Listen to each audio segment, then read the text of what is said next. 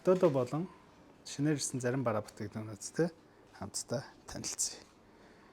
Хамгийн ихэнд Belkin брэндийн 3.5 мм-тэй Charge Rockstar-тай салгаалагчийг танилцуулъя. Энэхүү загвар нь ер нь бол нэлээд хэдэн жилийн өмнө гарч ирсэн 12 Pro Max хүртэл дэмжинэ гэсэн үзүүлэлттэйгээр тэгэхээр утасны загварыг харахад хизээ гарч ирсэн тодорхой гоох. За тэгээ ерөнхийдөө зүгээр энгийн үгээр хэлэхэд Belkin бол зүгээр шууд чанар гэдэг. Надаар хэлүүлдэггүй хэрэглээ сурцсан хүмүүс л мэдж байгаа салгаалагчны хаан гэж явагддаг. Одоо гэхдээ нөгөө Lightning залгуур маань ерөнхийдөө хоцрогдож эхэлж байна да. Чанарын хувьд бол үнэхээр ярилдаггүй. Кабель хийц. Ээлж танилцуулах бүтээгдэхүүн маань KZ-ийн чихвч болон нэмэлт хэрэгслүүд байна. За эндээс өмнө танилцуулахаар орсон ZS10 Pro 2 гэх загвар. Өөр дээрээ автотюн нөгөө тюн хийдэг. За тэрнээс гадна өөр загварууд бас ирсэн. Үүний хувьд арай боломжтой KZ PRX гэх загвар байна.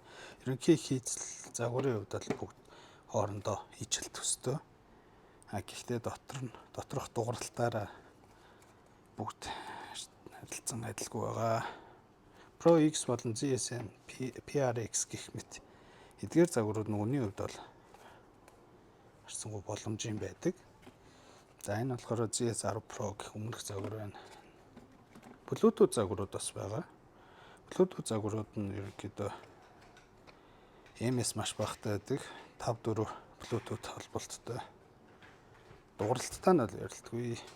За энэ жишээлбэл нэмэлтээр хэрвээ иймэрхүү зүгээр 3.5 jack-тай утастайг аваад энгийн үедээ Bluetooth-ээр нь ашиглахыг бол ийм хүлээ авахчаар нас залгаж болдог. Нэмэлт хүлээ авахч байна.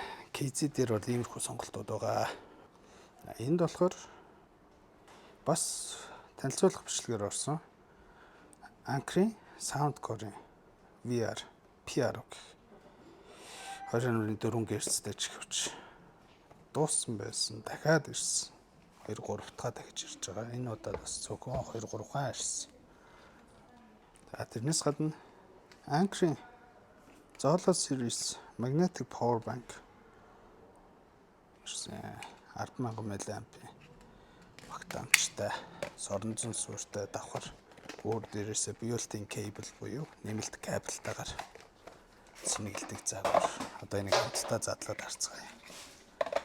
За энэ цэнхэр өнгө нь гарч ирж байгаа шиг байна. Цагаан уу? Цагаан юм. За энэ загвар бол үнэхээр гоё. За яагаад гоё вэ гэхээр өөр дээрээ нэг ганцхан C оролттой. Энийгээр бүх оролт гаралт нь шийдэгддэг. Өөрийгөө цэнэглэхдээ энийгээр цэнэглэнэ. Шаардлагатай бол нэмэлтээр C-гээс нэмэлт төхөөрөмжүүд рүү шууд кабелаараа, дурын кабелаараа цэнэглээ явчихна. За цэнэгний төвшин бол энэ индикатораараа харагдаж байгаа. За түрүүний яриад байгаа built-in cable буюу өөр дээр нь кабель хийж өгсөн энэ соронзороо утас цэнэглэхэд ер нь жоохон удаан байдаг. Дээрээс нь халалт жоохон халалт өгöd байдаг. Тийм учраас яаралд ой түргэн цэнэглэе гэвэл шууд энэ кабелаар нь доороос нь залгаад цэнэглчихнэ. 3 дахь онцлог нь энэ тогтоогч. Ямар ч гадаргуу дээр тавьсан утсыг чинь тогтоогч болгоч. Тэгээд энгийн үе дээр шууд утсан дээр ингээд соронцлогдоо наалтчихна. За тэгээд тогтоогчоо байршуулахаар иймэрхүү байдалтай харагдана. За миний хувьд бол их ихтэй ингээд хөндлөнгөөр нь тавьчвал док чаржер юм шиг айгүй гоё харагддаг. За тэгээд энэс ягаан болон цэнхэр гэсэн өнгөнүүд билээ ирсэн. Түүнээс гадна манай дээр Anker-ийн бараа бүтээгдэхүүнүүд нэлээд сонголттойгоор зарагдаж байгаа шүү. За одоо хамтдаа Макдодогийн зарим хэрэгслүүдтэй танилццгаая. Манай дээр ер нь бол байж болох хамгийн өргөн сонголттойгоор танд санал болгож байгаа шүү. За эхлээд чихвчнээс нь явъя. 3.5 jack-тай зүгээр энгийн чихвч. Үүний хувьд боломжтой. За тэгээ залгуурнууд маань бүгд өөрөөгөө Lightning C. За эдгээр оролтууд, холболтууд нь өөрөө шууд холболттой байдаг. Давхар миг дэмждэг. Тэгэхээр ерөнхийдөө энгийн болон тоглоомын хэрэглээнд хангалттай болчдөг. Нэгийг нь задлаа үзцгээе. Энэ чивч нь өөрөө утас кабель нь айгүй бат бөх санагдсан. Энэ зөөрлж авч явахад ийм жижиг чивчнүүд бол ер нь маш хайтайхан байдаг да. За энэ бүрээсэн кабельтай. Энэ дээрээс контрол дуу нэмж хасч болно. За загварын хувьд бол чихч рүү ордог. Энэ загвар байна. Нэмэлтээр өөрт нь бас 3 өөр хэмжээтэй ear tip буюу зөөлөвч дагалдаж ирдэг. Ээлжид бүтээгдэхүүний төрөл маань USB cable. За кабелнууд бол одоо C-гээс C бол дандаа өндөр ватттай байдаг. Шахах, цэник дамжуулах хурд, дата трансфер хурд, Lightning залгуурыг бодоход хэд дахин хурдан байдаг. За одоо энэ шинээр гарсан ямар SIA 820 гэх загвар байна. 1.2 метрийн хурдтай 100 ватт хүртэл дэмжих чадамжтай. За тэгээ transparent design гэж байна. За ерөнхийдөө энэ хэсэг дээр LED гэрласах юм шиг байна. Энийг хамтдаа задлж харцгаая. Магтуудын хэрэгслүүд манайха ерөнхийдөө MC доодоо гэдэг нэг 3 хэлэл салаалагчийг нь мэдээд байдаг. MC гэж уншдаггүй шүү. Эдний хэрэгслүүд бол ер нь маш сайн. Үн боломжийн хэрэглээ маш сайн таадаг.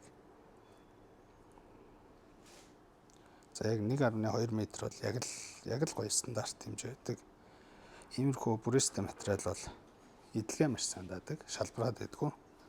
Тэрийгээрээ онцлог.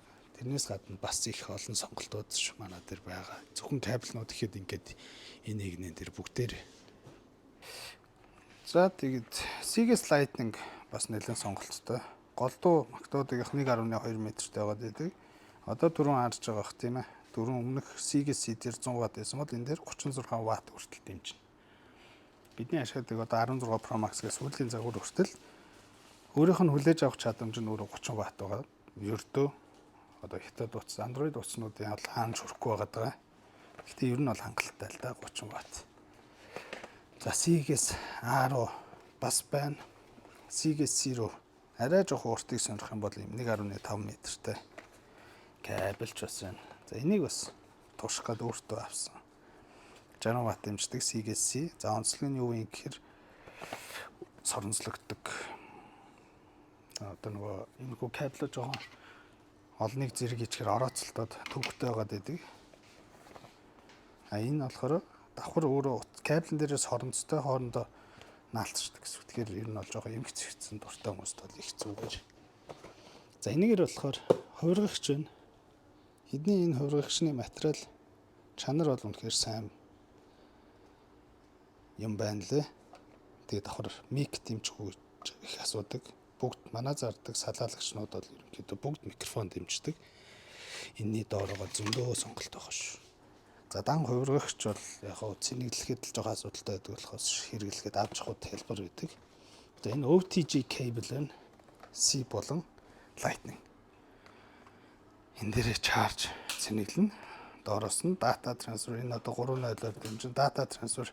Энийг бол голдуу нөгөө wireless 2.4 GHz-тэй одоо cloud 3-ын wireless ч юм уу тиймэрхүү чихвч ашигладаг dongle-ыг нь залгахад иймэрхүү OTG cable хэрэг болдог. Тэгэхээр энэ дээр хүлээ авахчийг нь залгаад шууд уцгүйгээр холбогддог гэсэн. Энийний материал бас их гоё юм билээ. Жохон гэмн хүнд талтай.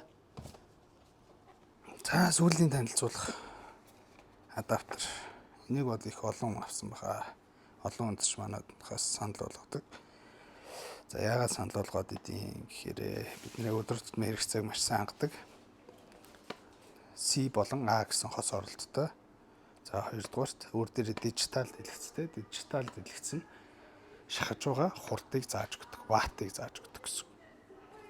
Тэгээд шахах хурд нь 33 ватт. За энэ хоёр дээр зэрэг задлах юм бол энэ ватт багасдаг шүү. Зөвхөн C дээрээсээ дангаараа 33 гарна. Тэгэхээр 33 та адаптер байхад бидний утас цэнэглэхэд ямар ч асуудалгүй. За сүүлийн ихэнх хөргөөрүүдийг тултал нь ажилуулах боломжтой байдаг. За энэ нэг зүйлийг бас танилцуулах марцсан байна. Манай дээр бас нэг ойр зур флаш memory card гэх мэт хэрэгслүү цөөхөн нэг олон төрлөөр биш цөөхөн сонголтойгоор байдаг. За одоо энэ жишээлбэл 3.0-той Lexar гэдэг брендийн C USB-A гэсэн 2 долгоотой флаш драйв байна. Зөөрийн одоо флаш гэж ярих юм уу? Бидний мэдгээр энэ бол их амар шүү. Сүүлийн үед шууд доороос нь C порт орно, нуцны доороос залгаад бүх файлсаараа дамжуулан бүх юм хуулаад авчдаг. Шаардлагатай бол нөгөө талаараа шууд USB-A-гаар компьютер руу залгаад ч юм уу тий. Юм хуулахад хэлбэр болчихж байна гэсэн үг. За нэг иймэрхүү бараа бүтээгдэхүүнүүд байлаа. Тэгээд манай дээр тэрнээс илүү олон сонголттой тоглоомын болон өндөр тутмын энгийн хэрэглээний гих мэт бараа бүтээгдэхүүнүүд байгаа шүү. Манай дэлгүүр хуваарийн дагуу 11-ээс оройн 20 цаг хүртэл даваагаас бусад өдрүүдэд хэвийн ажиллаж байна. Анхаарал хандуулсанд та бүхэндээ баярлалаа.